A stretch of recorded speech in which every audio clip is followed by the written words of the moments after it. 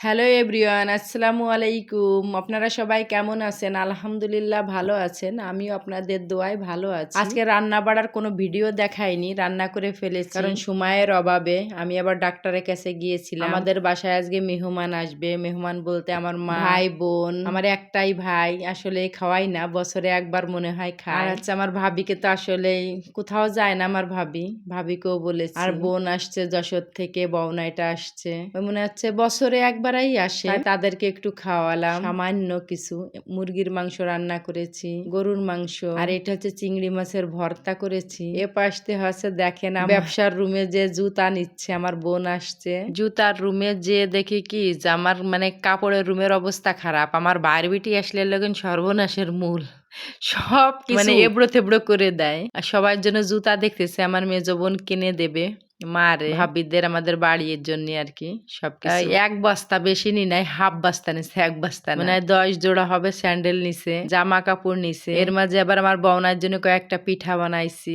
মাশাআল্লাহ অনেক সুন্দর। চাউলের গুঁড়াটা আমার ভিজানো ছিল আগে, আমি মেয়ের জন্য রেখে দিয়েছিলাম ডিপ ফ্রিজে, ওরে মাঝে মাঝে করে দেই। ভাবলাম যে ভাইয়া আসছে, ভাইয়ার জন্য করে দেই। আর আমার এই যে আমার ভাইয়া ছেলেটা অনেক দিন পরে আমাদের কাছে আসছে। আর এই যে ভাইয়ের মেয়ে মহিমারি নিয়ে করতেছে, আমার ভাইরে খেতে দিয়েছি। আমার ভাই শরীরটা অনেক অসুস্থ, সবাই দোয়া করবেন। খিদে সহ্য করতে পারে না, আমার মতো হয়েছে আমার ভাই। আর আমার মা, আগের যুগের মানুষ তো দেখেন হাত দেন এসছে, কেউ কিছু মনে করবেন না, সবাই আনন্দের সাথে খাচ্ছে। আর ভাইয়ার ছেলেটা তো খেতেই পারছে না, আমি বলছি খাও, খাবে না। আর ওই যে বোনের মেয়েটা দেখেন একটা লেগ পিস নিয়ে বসে আছে, কিছুই খাওয়ানো শিখাই নেই, সব দুনিয়াদারি রইছে পড়ে, কিন্তু খায় না। কি করার আছে। সবাই খাওয়া দাওয়া শেষ করে চলে যাচ্ছে, মনটা খুবই খারাপ লাগলো। অল্প সময়ের জন্য আসে আবার চলে যায়, এই বিদায়টা আসলে দিতে কষ্ট লাগে। সবাই চলে যাচ্ছে, আমাকে এদের বলছিল যেতে, যেতে পারলাম না, মেয়ের পরীক্ষা, এই জন্য প্রাইভেট আছে।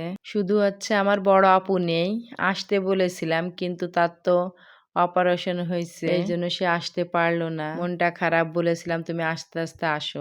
না বুন্ডি, আমি আজ যাব না, ওরা আমি তো মাঝে মাঝে আসি। আমার ভাগ্নিটা অনেক দুষ্টু হয়েছে, আর ভাইয়ের মেয়েটা তো ওই যে টানাটানি করছে। আর ইজি বাইক রে খবর দিছিল, ইজি বাইক ওলা চলে আসছে, আমাদের গ্রামের ইজি বাইক কাকার ইসে যাচ্ছে। অনেকটা টাইম দাঁড়িয়ে আছি, গাড়িটা ছাড়লেই চলে আসবো। বোন আসতেছে, বউনাইও পিছনে, ও যে দেখেন আমার বউনাই। ভিডিওটা এখানে শেষ করছি, সবাই ভালো থাকবেন। আমাদের ভিডিওতে কোনো ফিল্টার দেই না আসলে, তাইতে মনে হয় কারোর পছন্দ হয় না, যেরকম ক্যামেরা সেরকম আসে ছবি। সবাই দেখবেন, আর যারা ইউটিউব থেকে দেখবেন অবশ্যই চ্যানেলটা সাবস্ক্রাইব করে দেখবেন, ফেসবুক থেকে লাইক কমেন্ট করবেন, ফলো করে পাশে থাকবেন। আল্লাহ হাফেজ, সবাই ভালো থাকেন, আসসালামু আলাইকুম।